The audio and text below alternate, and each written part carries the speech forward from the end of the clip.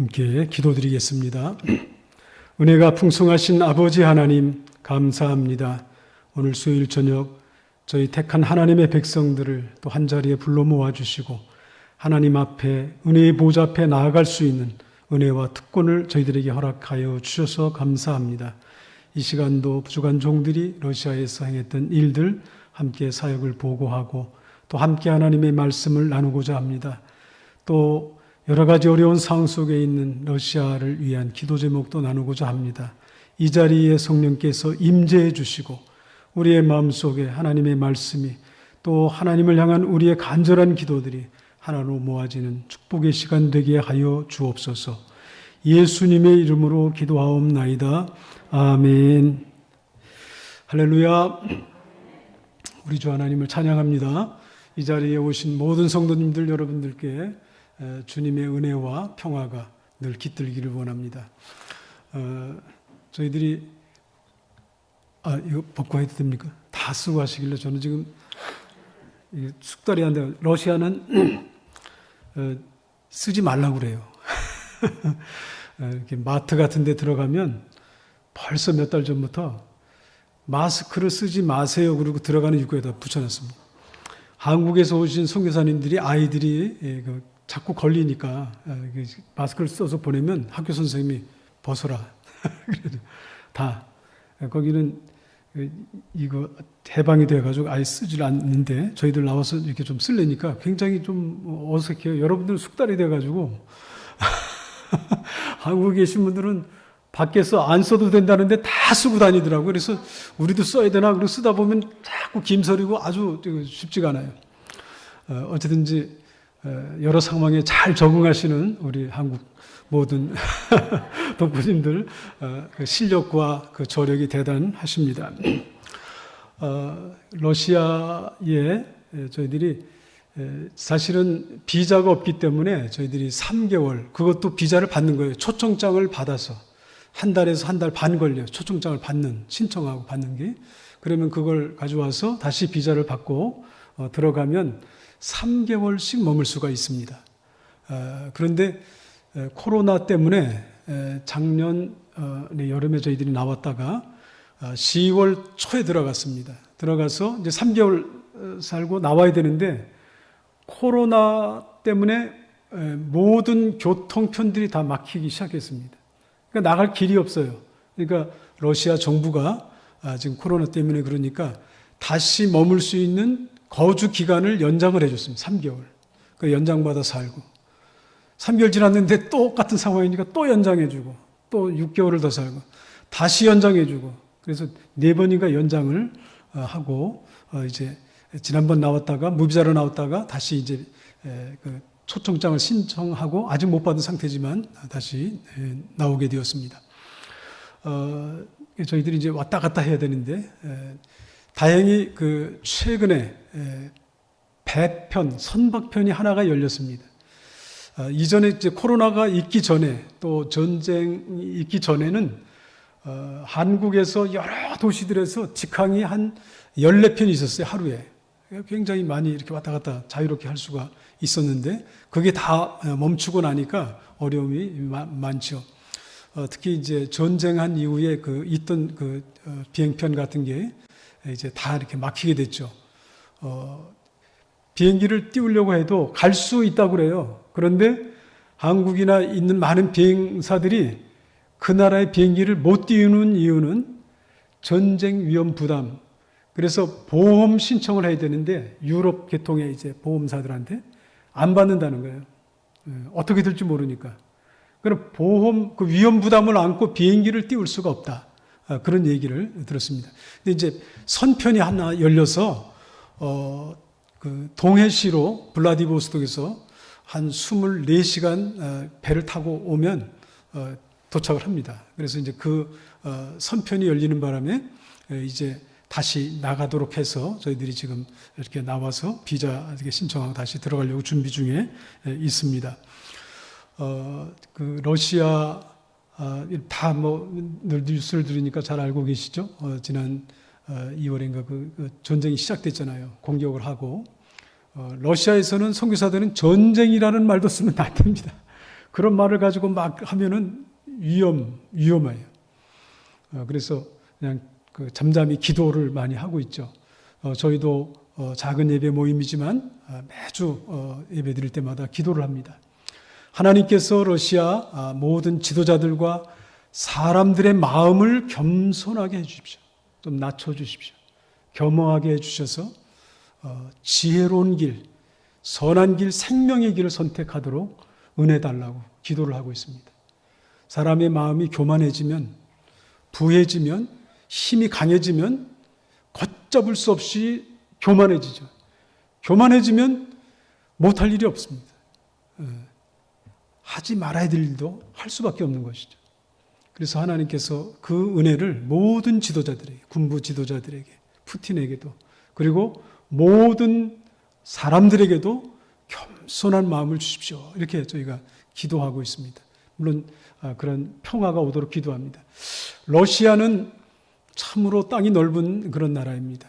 그 넓은 땅에 인구가 그렇게 많이 살지 않습니다. 1억 5천만이 채 안 되더라고요. 이렇게 자료를 찾아보면. 그 땅은 많은 사람들을 살릴 수 있는 땅입니다. 그래서 사람을 살리는 생명의 땅이 되기를 위해서 기도하고 있어요.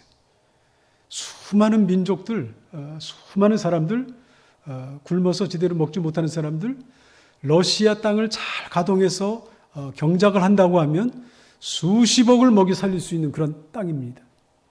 날씨가 추워서 거의 동토로 사용되지 않았던 땅이에요. 그런데 요즘 자꾸 기온이 올라가니까 또 과학 기술도 발전하고 농사 기술도 발전하기 때문에 얼마든지 개발할 수 있는 여지가 많은 곳인데, 사람을 살릴 수 있는 그런 땅인데 그런 역할, 그런 사명을 감당하게 해달라고 기도하고 있습니다. 평화의 주인공이 되면 좋겠습니다. 러시아가. 하나님의 복음의 본질대로 살아가는 자본주의 세계가 갖지 못한 좋은 점들이 있어요. 그 나라에는. 그 저력들이 있는데 그것을 잘 활용해서 하나님을 기쁘시게 하는 그런 나라가 되기를 기도하고 있고, 저희들이 나가 있는 땅은 러시아 중에서도 가장 동쪽 한 구퉁이에 있는 연해주라는 곳이에요. 연해주.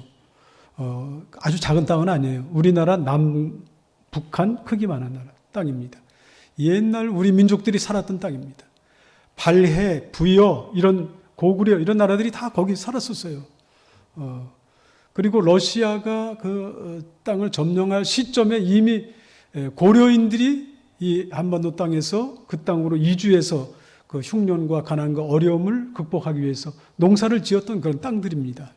또 고려인들도 남아있고 어려움이 많지만 그 땅, 그 연해주 그 땅이 참 생명의 땅이 되고, 그래서 하나님의 복음의 역사, 구원의 역사가 힘있게 일어나는, 또 어쩌면 어떻게 하나님께서 이끄실지 우리는 알지 못하지만 한반도의 통일과 구원, 생명의 역사를 위해서, 평화의 역사를 위해서 기여하는 땅이 되기를 바라는 그런 마음을 갖고 저희들은 지금 그 땅에서 개척하고 사역을 하고 있습니다. 저희는 이제 선교사로는 벌써 이제 30년째입니다. 이제 아주 이제 말년 고참 선교사인데 지금 저희는 다시 신참 선교사입니다. 러시아에 가서 이제 가장 늦게 들어간 거예요. 저희 동부 선교회가 있어요. 한 15가정이 있는데 저희가 제일 늦게 들어간 그런 상태입니다. 러시아는. 그래서 저희가 하던 생명농업 터전 현장을 지금 또 새롭게 짓고 있습니다. 지난 1년간 제가 저희 일생 동안 일을 참 많이 했어요. 어린 시절에도 많이 해봤고 또 중국에 사역하면서도 많이 해봤는데 가장 많은 일을 할 수 있었다. 그래서 제가 감사합니다. 땀을 가장 많이 흘렸던 것 같아요. 지난 1년 동안. 지난 여름도 그렇게 땀을 많이 흘렸습니다. 감사해요.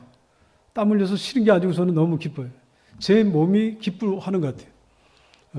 제가 나이는 점점 많아져 가는데 이렇게 힘든 일도 할 수가 있구나, 이런 은혜를 주셨구나 하는 그런 감사가 있습니다. 기쁨이 있습니다. 우리 그 주변에 있는 그 교회들, 또 우리 동역자들, 선교사님들 있는 교회들도 어렵고, 아까 이제 식사하면서 우리 목사님과 잠깐 그런 말씀 나눴는데, 여파가 있어요. 러시아 나라가 엄청 크지만 저쪽 구퉁이에서 비행기라도 9시간 가야 되는 그런 거리에서 지금 일어나고 있는 사건이지만 러시아가 지금 개입되어 있기 때문에 같이 있기 때문에 저희가 살고 있는 동쪽에도 전장에 나갔다가 죽어서 돌아오는 분들이 있습니다. 많이 있습니다. 지난 5월 달에 이미 저희 러시아 선생님이 이 마을에 벌써 2사람이 지난 5월 얘기예요. 지금 아직 잘 몰라요. 그 이후로 2사람이 죽어서 와서 장례를 지냈다. 장례식을 했다. 그런 얘기를 들었고, 최근에는 그 예비군 징집령을 내렸잖아요. 근데 요즘 약간 이제 그걸 좀 뒤로 주춤하는 듯한 뉴스를 들어서 조금 다행이다 생각하는데, 많은 분들이 지금 또 군대에 가고 있습니다. 사역을 하던 많은 젊은 목회자들이 어떻게 할 바를 알지 못하고, 뭐 한국 이렇게 비자가 좀 있는 분들은 대피하기도 하고, 피해 가기도 하고, 또 교인들 중에서 또 이렇게 가야 되기도 하고, 자녀를 낳아서 기르고 있는데 가야 됩니다. 50 전까지 간다고 그래요. 그래, 가야 된다고. 근데 이제 그 차동을 두어서 아마 징집을 하는 것 같아요. 아까 이제 목사님 잠깐 말씀드렸는데, 한국의 선교사님 자녀, 그분들이 이제 부모님들이 다 거기서 돌아가셔가지고 어려서 거기서 커서 러시아 국적을 받고 자라게 됐는데, 이분들이 이제 1년 동안 그 아버지의 목회지를 이어받아서 우리 한국에 와서 신대원 공부를 하고, 노예에서 파송이 돼서 가서 1년 사역을 채하지 못했습니다. 저희 선교에 가입해서 같이 이렇게 이제 한 2번인가 만났거든요. 아주 젊은 그 부부인데, 이 징집령이 떨어지니까, 그분들은 원래 국적은 러시아로 돼 있지만, 원래 한국인이에요. 한국인. 근데 징집 영장이 내려오면 그거 받고 가야 되는 거예요.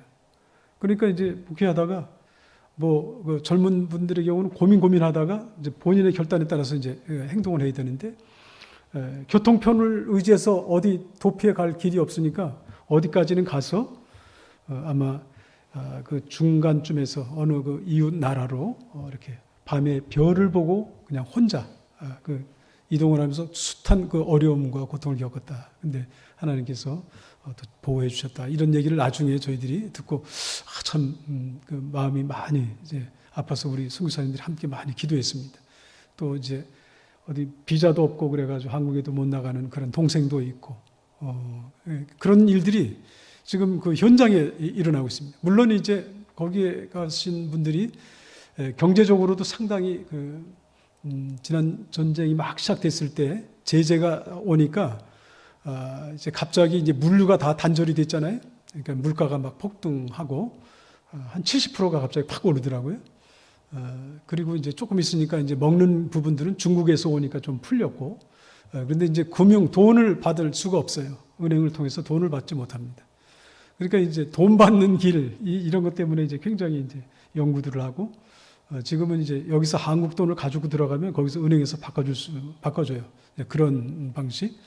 은행을 통해서, 카드를 통해서 이렇게 받던 것들이 다 지금 제한이 되고, 그런 어려움들이 있고, 교통편이 없어져 버리니까 아주 힘들죠. 이 배편이 생기기 전에는 두바이 쪽까지 가가지고 모스크바를 이용해서 두바이를 이용해서 한국으로 온다든지, 그 다음에 개발된 방법이 비행기를 타거나 기차를 타고 한 3일 가면은 몽골 그 위쪽하고 연결이 됩니다. 거기서 다시 몽골로 가는 기차를 한 17시간 타고, 그리고 몽골에서 비행기를 타고 일로 오는 방법. 들어갈 때도 그렇게 거쳐 이렇게 오는 방법 있었는데, 배가 일주일에 한 편씩 열려서 지금 그나마 이제 시간이 좀 많이 걸리더라도 그래도 수속을 이제 한 번 하고 내릴 때 하고 하면 되니까 편해서 많은 분들이 지금은 이용하고 있습니다. 상황이 어렵고 참 어수선하죠. 근데 이제 어떤 얘기를 들었냐면, 저희가 사는 동네는 군부대 중심의 마을은 아니에요. 전형적인 농촌 마을과 같은 그런 지역입니다. 그러나 저희하고 가장 가까운 지역에 사역하는 우리 교단 선교사님 계신 곳, 그곳은 군부대 마을이 있는 그런 도시예요. 그 가장 큰 기관이 군부대예요. 그 말은 군인들이 많죠. 그분들이 살고 있는 쬐끄만 그 연립주택 같은 그런 아파트가 있는데, 거기에는 그런 가족들이 많이 사는데, 거기에는 군인 가족들인 거예요. 그러니까 이제 거기서 지금 이미 군대 갔다 온 분들이 이제 또 다시 이제 징집을 받게 되니까 막 군대를 나가야 되는데, 이제 거기 군대도 이제 가야 되니까 그 선교사님 네 분들이 거기 가서 이제 전도도 하고 이렇게 복음도 이렇게 전하고 아마 이렇게 하는 모양인데 이 지금 상황이 힘들어지니까 자기들도 자기 미래를 알 수 없잖아요. 언제 가게 될지, 갔다가 살아서 들어올지 아니면 죽게 될지 그건 모르잖아요. 그러니까 얼마나 불안하겠어요. 그러니까 이렇게 상황이 어수선하고 불안해지니까 사람들의 마음이 굉장히 이렇게 낮아진다는 거예요. 겸허해져. 그래서 복음을 얘기해주면 너무 이렇게 잘 듣는데 그전에는 별로 이렇게 그러니까 하나님께서는 그 어려운 상황, 당황스러운 상황 속에서도 사람들의 마음을 움직이시고 변화시키시는 그런 역사를 우리가 알지 못하는 또 다른 길로 또 하나님의 구원의 역사들을 펼쳐가실 것이다. 이런 생각을 하면서 저희들도 기도하고 있고 이제 러시아 지역에 있는 영사관에서 한국에서 들어온 분들한테는 계속 소식을 띄웁니다. 조심해야 된다고. 지금 상황이 지금 그런 사람들 많이 몰려 있는데 또 데모하는 데 가서 괜히 참여하면은 나중에 해결할 길이 없으니까 조심하라는 그런 당부를 많이 받고 있습니다. 저희들 지난 1년간 이제 몇 가지 일들을 쭉 했는데 이제 기초를 해야 저희들이 생명농업 사역을 하잖아요. 그 현장을 지금 만들어 가는데 사람을 구할 수가 없어요. 사람이 없어요. 거의 많지 않아요. 일할 수 있는 사람이. 요즘은 더더군다나 없는 것 같아요. 군대에 또 더 가버리고. 그 이제 어쩌다가 이제 한 분이 와서 일할 때가 있고 아니면 저희 부부가 계속 이제 해서 하나 하다가 왔습니다. 그 영상 잠깐 이제 좀 한번 보여주시면 좀 보고 말씀 나누도록 하겠습니다.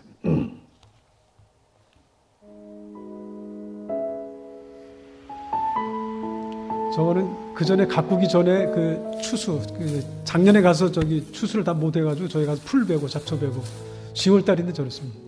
10월 초. 러시아인들이 쓰는 저 큰 낫을 저 한번 써봤는데 도저히 할 수가 없어요.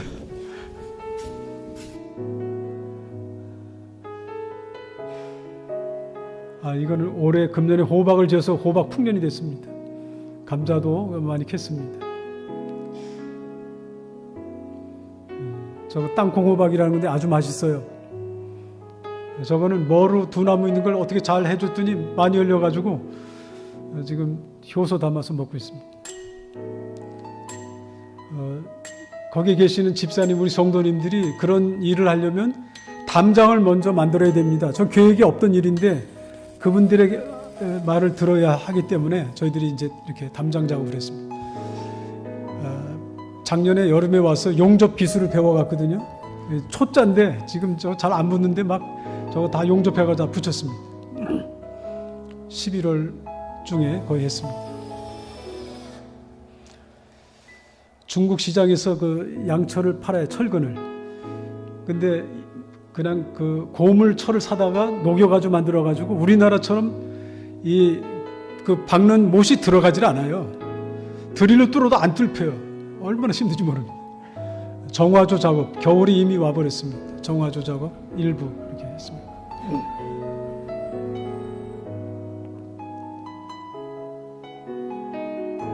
저때 이제 한국에서 어떤 목사님 한 분이 오셔가지고 잠깐 도움을 주셔서 1차 정화, 2차 정화, 3차 정화까지 이렇게 하게 됩니다.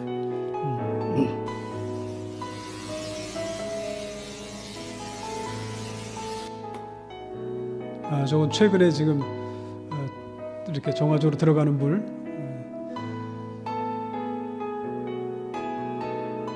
상하수도 공사 했던 거고요. 저거는 작년 가을에 이제 기초공사하기 위해서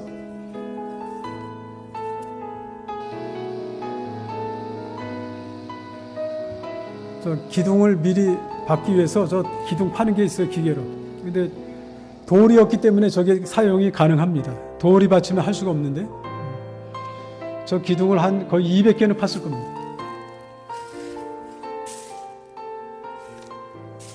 거기 계신 선교사님들이 저런 거 힘드니까 절대로 하면 안 되고 사람 불러다 쓰라. 근데 오시기로 한 분들이 일주일 기다렸는데 안 온다는 거예요. 못 온다는 거예요. 그래서 할 수 없이 저희가 했습니다. 온실 작업하고 있습니다.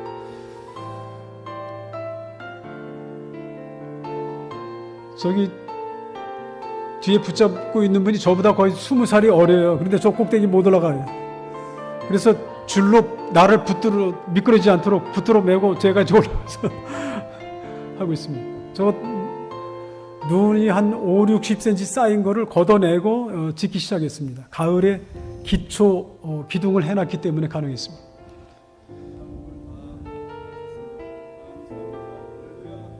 온실을 지으면 야채 농사를 3개월 반밖에 못하는데 한 6개월, 7개월, 8개월까지 농사가 되지 않을까? 이런 기대를 갖고 지금 이제 시작하고 있습니다. 나무 장작을 떼죠. 불을 떼야 됩니다. 작년에 이제 장작복에서 갖다 쌓는 거죠. 눈이 오면 아주 많이 옵니다. 밤새 눈이 오면 문을 열 수가 없습니다. 바깥에 문이 열리질 않습니다. 열 수가 없어요. 뒷길을 하나 준비해 놔야 됩니다.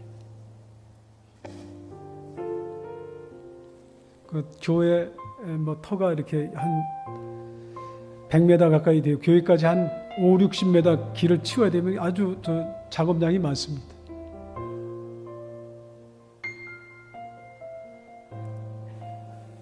겨울철에 이제 그 목재 준비하고 하는 작업이고, 양계장 지을 때 작업입니다.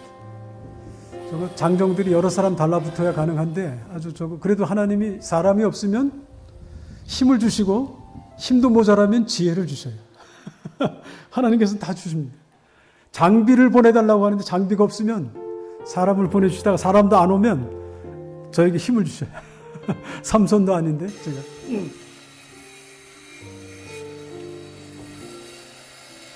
저런 작업을 하면 참 재밌습니다. 위험하기도 하지만 재밌어요. 땀도 많이 나고. 저기 양계장 짓는 중입니다. 공사. 이제 대들보 올리고 석가래 올리고 다 끝날 때 아주 할렐루야 찬송을 하는 겁니다. 지금 감사하고. 저희 아내하고 저기 그 6m짜리 함석 지붕을 둘이서 올렸어요. 근데 바람이 살짝만 불어도 저기 바람 타가지고 날아갑니다. 아주 위험해요. 바람 불면 작업을 중단해야 됩니다. 일하느라고 농사는 질 틈이 없었는데 그래도 땅을 놀리기가 그래서 몇 가지 심어서 저희들이 먹고 그랬습니다. 저희들이 수고는 조금 했는데 하나님이 그냥 많이 주시더라고요. 열매를 많이 주셔요. 그래 감사하죠. 저 기계는 끄는 힘이 없어요. 그냥 파는 거로 돌아가는데 힘이 들어요. 지능이 돼가지고. 우리나라 관리기 같은 거 하나 이제 사서 이제 농사를 해야 될 것 같습니다. 사실 저 보기는 이렇게 굉장히 길어 보이는데 뭐 그렇게 길지 않습니다. 저게 좀 작은 밭이에요. 그러니까 저희가 농사 가능합니다. 감으로서 감자가 별로 안 났는데 그래도 수확을 했습니다. 풀 베는 일이 참 많습니다. 집 앞에 바깥에 길 옆에 풀을 베야 돼요. 풀을 안 베면 벌금이 나옵니다. 그러니까 그게 이제 40m 폭에 그거는 우리가 베야 됩니다. 그 안에는 뭐 많이. 저 예배당이 지어진 지가 몇 년 안 됐어요. 헌당식 들인 지 4년 정도 됐거든요. 그런데 밑에 판자 막 강목을 이런 거를 이제 대서 했는데 무너져 내렸어요. 지난 여름에. 그래서 저거를 인부를 구하려고 해도 인부를 구할 수가 없고 뭐 어마어마한 인력이 필요한데 할 수 없이 26일 동안 저희 부부가 했습니다. 부부가 자갈을 채웠는데 그 아주 대형 트럭 20톤 트럭짜리가 있어요. 덤프 트럭. 골재를 그걸 하나 실어온 거를 다 저 구루마로 퍼 올려가지고 채우고 다시 이제 원상복구를 했고 지금 저거는 아주 무거운 난로를 지금 옮기는데 도저히 들 수가 없어요. 다 했습니다. 우리 이제 선교사님들 가죠. 손님들이 지금 오다 가다 많이 들러요. 우리 러시아어 가르치는 선생님 가족들 초빙해서 우리 선교사님들이세요. 장로님, 권사님들이신데 선교사님으로 와서 사역하시는 분이 많이 계십니다.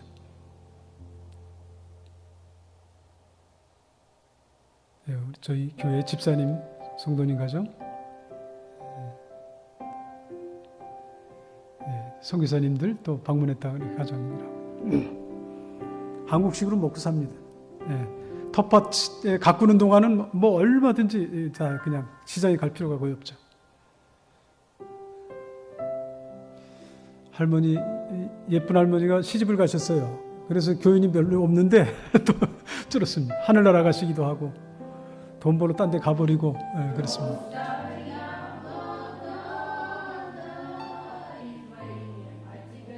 음악성이 우리만 못합니다.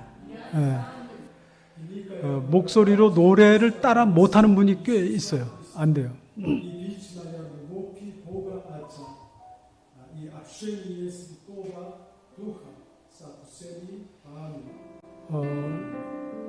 갑자기 저희가 러시아로 예배를 인도해서 제가 아주 얼마나 지금은 조금 연습이 돼서 좀 낫습니다.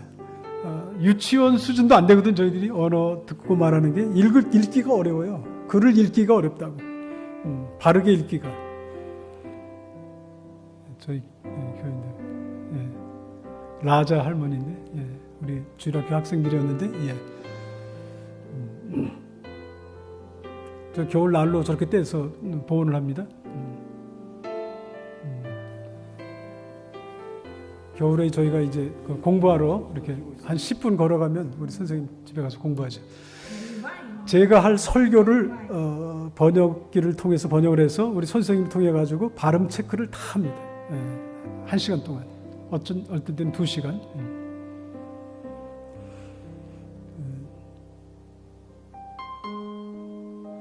제가 거기서 목회를 하는 건지 구글 번역기가 목회를 대신해 주는지 아니면 저 선생님께서 해주는 다 근데 합력해서 지금 진행이 되고 있습니다.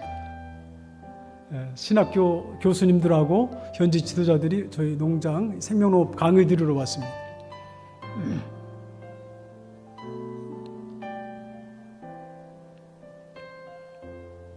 농촌 목회하시는 분들이 오고 그랬죠.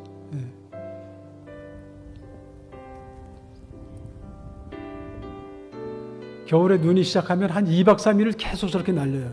그럼 뭐 50cm 막 이렇게 쌓입니다. 이때는 아주 경치가 좋죠. 아주 좋은 계절입니다. 가을 같습니다.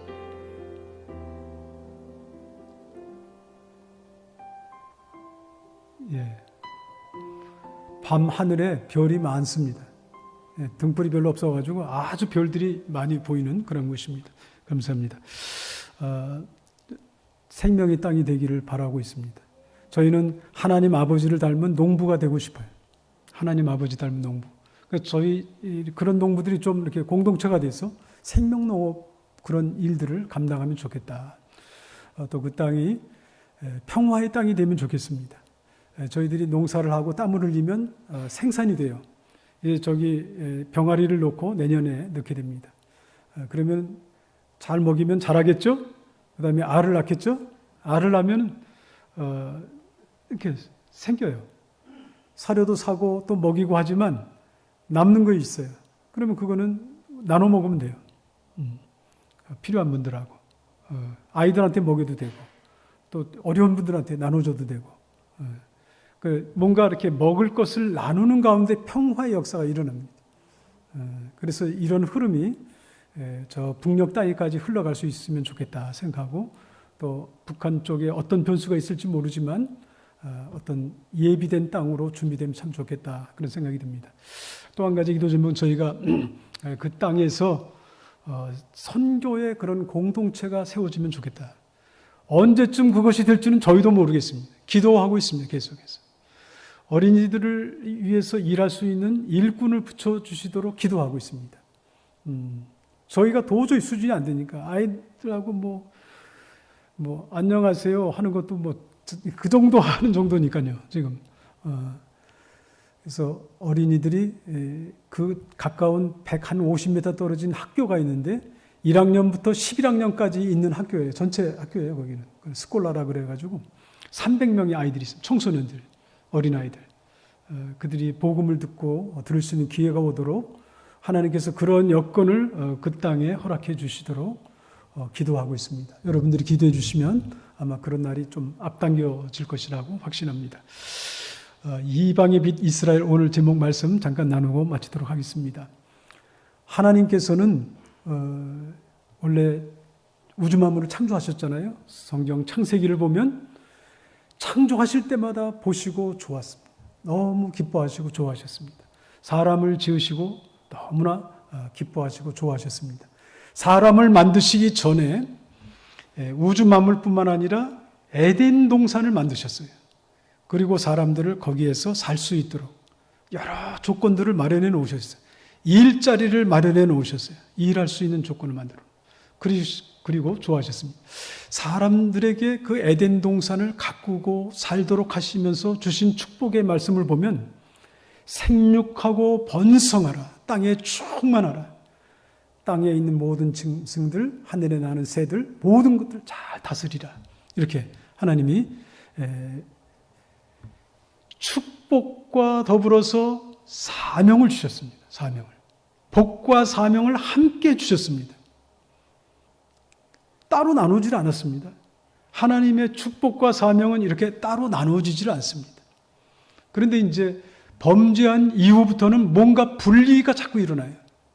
원래는 하나인데 분리가 일어나요. 하나님과 우리와의 관계도 하나로 엮어졌다가 분리가 되고, 사람과의 관계도 그렇고, 피조세계와 사람과의 관계도 자꾸 그런 어떤 거리가 생겨나게 되는 거죠. 하나님께서 이스라엘을 통해서 구원하시고 인류를 구원하시려고 하는 구속 계획을 실행하시면서 하나님은 이렇게 분리되어진, 나뉘어진 세계를 하나로 이렇게 이어가시는 역사를 진행하고 계십니다. 이스라엘을 만드시고 택하신 다음에 이스라엘에게 사명을 주셨어요. 그 사명을 감당할 수 있는 그런 백성이 되도록 복을 주셨어요. 이 복과 사명을 그들에게 함께 주셨습니다. 그런데 이스라엘 백성은 하나님의 축복은 좋았어요. 너희가 뭐 잘되고 뭐 복을 받고 복만 추구했지, 하나님이 그들에게 맡겨주신 열방 가운데, 이방 가운데 빛이 되고 소금이 되고 하나님의 크신 은혜와 덕을 선전하고 전하고 하나님의 거룩하심을 나타내서 영광을 보여주는 이 삶을 이스라엘에게 사명으로 주셨거든요. 근데 그 사명을 감당하지 못했습니다. 그래서 선자들을 통해서 계속 너희들 이 일을 해야 된다. 그냥 세상에서 잘 되고 그냥 돈 많이 벌고 뭐 강대국이 되고 부요함을 누리고 이것만, 거기에만 만족했습니다. 자기들만 그렇게 잘 살면 되는 줄 알았습니다. 그 이스라엘이 빠진 함정이에요. 함정. 그래서 선지자를 통해서 이걸 깨우치시죠. 계속 깨우치셨습니다. 그러나 그들이 깨우침을 받지 못했습니다. 그래서 하나님은 다시금 어떻게 합니까? 그들을 다 바벨론으로 보냅니다. 북쪽 이스라엘은 한 120여 년 전에 먼저 아수르에 의해서 다 끌려가서 다 뿔뿔이 흩어지고 망하고, 남쪽 유다도 그렇게 망하게 됩니다. 그러나 그렇게 망한 시점에서 그 위기 속에서 하나님은 다시 계획을 갖고 계신 거예요. 그 계획을 이사야 선지자를 통해서 말씀하시고 계신 거예요. 이 말씀이 오늘 말씀에 있습니다. 너희는, 그러니까 하나님의 뜻을 거역하고 불순종한 이스라엘은 이미 다 멸망해서 나가지만 그 극심한 고통과 고난과 아픔 속에서 다시금 뽑아내신 남은 백성, 그들을 새로운 이스라엘로 만드신, 새로운 이스라엘. 이 비전을 가지시고 하나님께서 이 계획을 가지시고 이사야 선지자에게 오늘 이 말씀을 하고 계십니다. 너희가 이방에서 너희 민족이 살아나는 건 그거는 그렇게 어려운 일이 아니야. 그거보다 더한 일을 하게 될 것이다. 이방의 빛이 될 것이다. 이게 이스라엘이 감당해야 될 몫이었습니다. 새로운 이스라엘. 이 비전의 역사는 예수 그리스도 메시아의 언약으로 이어져 갑니다. 그리고 예수 그리스도의 복음 역사를 통해서 온 세계 열방으로 퍼져갑니다. 그런 이 사명을 감당할 백성들은 새로운 이스라엘이에요. 오늘 이 자리에 있는 택함을 받아 구원받은 백성, 새롭게 하나님의 자녀가 된 백성들이 감당해야 될 사명이 있습니다. 그러니까 오늘날도 중요해요. 하나님이 그들에게 구원의 은혜를 주시고 복을 주셔요. 가난한 자들을 또 잘 살게 해주셔요. 연약한 자들을 치료해서 강건케 하세요. 가장 힘들었던 그런 나라인데 이렇게 하나님이 높여 세우시기도 합니다. 70여 년 전을 생각해 보시면 잘 기억도 안 되지만 우리 입장에서, 지금 입장에서 그러나 다 알잖아요. 역사 속에서 보여주고 있잖아요. 우리가 아무도 몰랐어요. 이렇게 될 줄은 몰랐습니다. 복을 주시는 거죠. 은혜를 주셔요. 은혜, 복 주시는데 이것과 함께 뭘 주신다고요? 사명을 주세요. 사명을. 새로운 이스라엘 된 오늘 이 시대에 하나님의 백성된 교회에게 주시는 건 사명입니다. 사명. 사명이 복입니다. 사명을 잊어버리면 복이라고 우리가 추구했던 것, 가졌던 것은 그건 아무것도 아닙니다. 의미가 없어져요. 어쩌면 그것 때문에 우리는 우상 숭배자가 될 수 있습니다. 만몬 숭배자가 우상 숭배자 아닙니까? 만몬 숭배자. 예, 그런 우상 숭배자가 되는 거예요. 사명을 잃어버리면 내가 하나님이 되는 그런 자리로 들어가는 사람입니다. 그럼 그 사람도 우상 숭배죠. 자기가 하나님 노릇하고 있으면 그 우상 아닙니까? 돈을 하나님처럼 섬기는 것도 우상이고 내가 하나님처럼 자기 멋대로 사는 것도 우상입니다. 사명을 잃어버리면 하나님이 허락하신 그 은혜와 복이 이렇게 순식간에 변질이 될 수가 있습니다. 오늘 이사야 선지자는 하나님께서 주신 이 말씀을 받고 너무나 막 가슴이 뜨거운 거죠. 하나님이 이사야를 바꾸시는데 이사야를 바꾸듯이 오늘 우리를 바꾸기를 원하세요. 이사야의 입술을 날카로운 칼같이 만들어 하나님의 말씀을 우리의 입술 속에 두셔서 이 말씀 앞에 세상이 모호합니다. 요즘 세상은. 현대 세상은 더더욱 그래요. 과거에는 윤리가 있었고 도덕이 있었습니다. 지금은 다원화. 이 사람이 이쪽에서 보고 이 사람이 이쪽에서 보니까 보는 게 다른데 왜 그것만 옳다고 하느냐. 말이 안 아는 거예요. 그러나 하나님의 말씀은 그렇지 않아요. 말씀이 아주 예리한 칼날과 같이 그렇게 세워지는 거예요. 그래야 옳고 그름이 구분이 되죠. 이사야를 그렇게 만드셨듯이 오늘 이 자리에 계신 우리 성도님들을 그렇게 만드시길 바랍니다. 교회에서 말씀을 듣고 또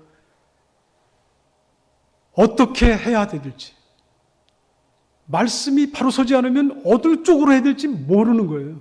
근데 말씀을 통해서 좌우를 구분해야 되죠. 하나님 편으로 갈 건지 아니면 세상 편으로 갈 건지 구분을 해야 됩니다. 말씀을 통해서만 가능합니다. 고난이 있죠. 주의 종으로 부르는데 고난이 없습니까? 좌절하고 실망합니다. 낙심합니다. 그러나 하나님께서는 그러한 과정 속에서 사용하십니다. 고난이 있는 만큼 하나님께서 쓰십니다. 아픔이 있어도 힘이 들어도 하나님의 일이 이루어지게 되어 있습니다. 고난과 아픔 속에 지금 처해 계신 분들이 계시다고 하면 하나님이 사용하실 것입니다. 그 아픔을 통해서 하나님이 계획하신 그 일을 반드시 이룰 것이에요. 그 사명을 찾고 붙잡는 것 대단히 중요합니다. 예수님이 선교의 가장 중심에 계십니다. 예수님이 이 말씀처럼 이렇게 고난 속에 들어갔어요. 이방 모든 관원들에게 핍박받고 조롱받고 멸시받았습니다. 그러나 결국은 모든 무릎이 예수님 앞에 다 꿇게 되어 있잖아요. 그렇게 됐잖아요. 예수님의 뒤를 따라가는 하나님의 사람들에게도 동일한 일이 있습니다. 예수님이 그러한 멸시, 고난, 핍박, 십자가 통해서 부활과 영광 이 길이 있잖아요. 근데 이 둘이 따로 있질 않아요. 하나입니다. 하나로 다 연결되어 있습니다.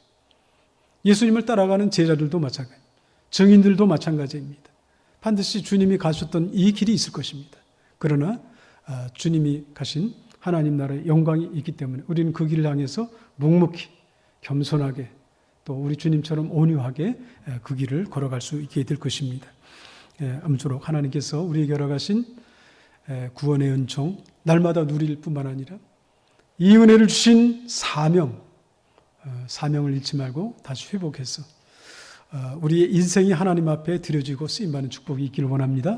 우리 교회도 이 지역 사회와 민족을 위한 또 이 시대 선교를 위한 사명을 감당하는 아름다운 우리 동네 중앙교회 될 수 있기를 바랍니다. 우리 민족도 그렇게 쓰임받기를 원해요. 하나님 이 민족을 다시 한번 사용해 주십시오. 이렇게 기도합니다. 한국교회가 다시 한번 하나님 나라를 위해 쓰임받게 해 주십시오. 저 북한 땅도 다시 한번 빚어져서 전 세계 열방을 이 민족이 다시 한번 섬길 수 있는, 그들에게 하나님의 거룩하심과 영광을 드러내고 선포해 줄 수 있는, 복음을 나눌 수 있는 그러한 민족이 되게 해 주십시오. 이렇게 기도하고 있습니다. 이러한 아름다운 기도들이 응답되어서 우리 하나님을 영화롭게 기쁘시게 하는 축복이 있기를 간절히 기원합니다. 기도하겠습니다. 은혜가 풍성하신 하나님, 고맙고 감사합니다.